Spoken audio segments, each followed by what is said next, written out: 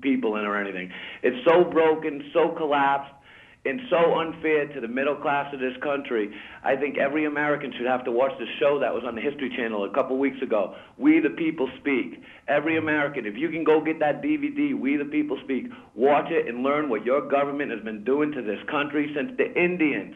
It's sick. It's entirely sick. You'll never think you'll never be a proud American again. They condensed the whole history of America into about an hour and a half, and some of the best philosophers and people that changed history that were just ordinary people that spoke their mind like I'm doing right now. They changed the world, okay? And the more they keep us segregated in financially, between financial separation and color separation and transgender separation and using sexuality, using religion. They're using all of this to keep us separated. Don't you get it? But the only problem with America today is we can't go protest. We're going to get shot like they did in Penn State. So we have to find a new way of protesting. Like Ron Paul said, we have to find a new way of protesting without arms, without guns, but by the masses of people. Maybe we should show up at a couple CEOs' houses and say, we're going to live here for a couple months. Every unemployed American.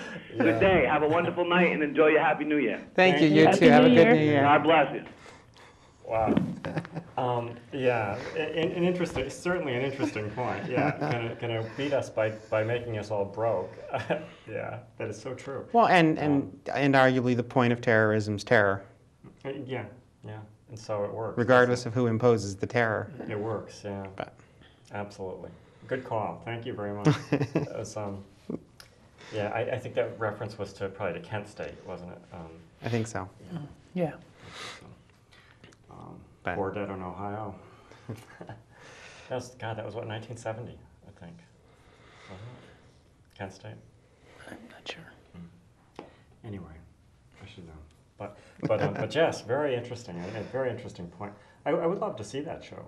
See, that's my problem. I don't without cable. Without the cable or anything, I can't see any of these things. So. Yeah. I sort of, but I know some of those programs, the programming on some of those channels, like the History Channel, most of them are available, yeah. Some of those are very, very good programs. And, a lot of them are available on DVD. A lot of the programs are, yeah. And I would... even the serialized ones. Yeah, something good to watch. But thank you. That was certainly fast-paced, but a very good call. And a very good point. On more gender and sexual minority related news, we've got both the True Colors Conference coming up, I think first week of March, and the Transgender Health and Law Conference coming up, I believe, in April. Right. Right now or in January, they should start having the sign-ups for both of those.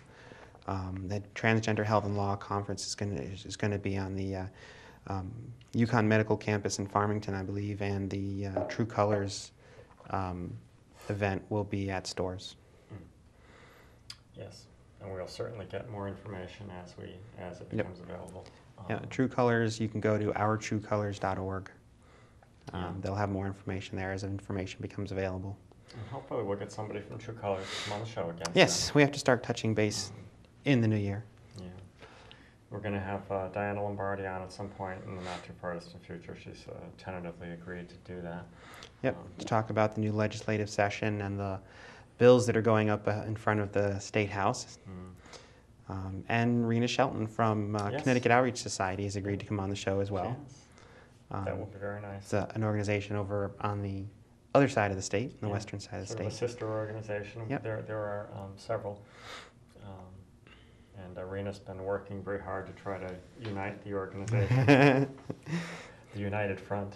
Yes. We're going to take over. Oh, God. I'm kidding, of course, but anyway, Rena's been working very hard. Other news. The first openly gay U.S. Marshal has been confirmed.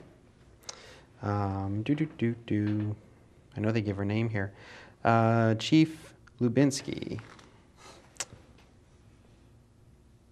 Sharon Lubinsky. Minneapolis Assistant Police Chief Sharon Lubinsky was confirmed on Monday as the U.S. Marshal for the Minnesota District. She's the first openly gay marshal and the first woman to hold this position in Minnesota. Good for Lubinsky told the Associated Press, "It's very exciting. I think it's an exciting time to be serving in the federal system."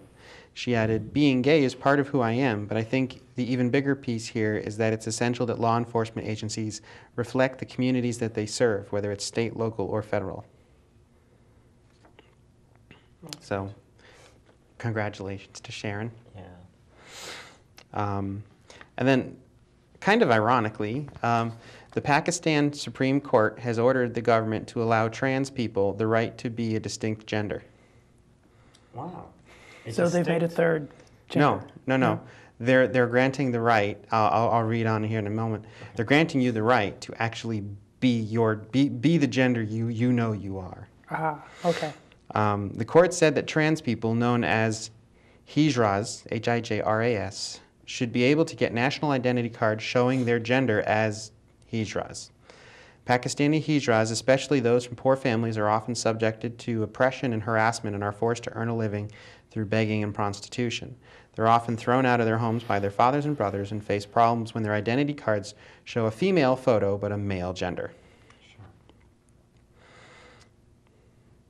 Those from wealthy families can often seek access to higher education and jobs and as some protection from the injustice. But the three-judge panel said that financial support must be given to Hijras through the Worldwide Relief and Development Organization, and the Interior Ministry was directed to ensure that police provide protection to them from criminal elements. So, in Pakistan, at the Pakistani federal level, trans folks are being recognized. They're being allowed to change their identity cards.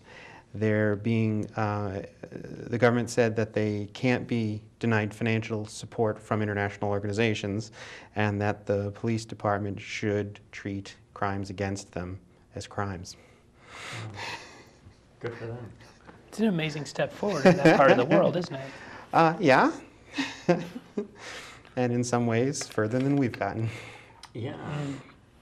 God, I know. It's crazy, isn't it? I mean, I grew up thinking that, God, we Americans were on the forefront. We're on the cusp of everything.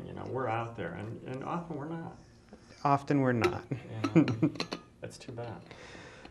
Mexico City is one step closer to marriage equality, now that the city put the law passed earlier this month formally on the books. The Los Angeles Times reports the law, which grants same-sex couples the right to marry and adopt children, was published in the official government newspaper Tuesday. It will go into effect in the next 45 days. Of course, the National Action Party, which controls the government, has joined the Catholic Church in condemning the Mexico City law. But on Monday, two Argentine men, Jose Maria Di Bello and Alex Freire, were wed in what was being billed as the first same-sex marriage in Latin America. So Mexico City is going to allow same-sex couples to marry and adopt in the next 45 days unless something happens. And on the darker side, there always is, a gay couple in Malawi who held a wedding ceremony last weekend are now denying charges of gross public indecency. These two men had a traditional ceremony in the South African country on Saturday.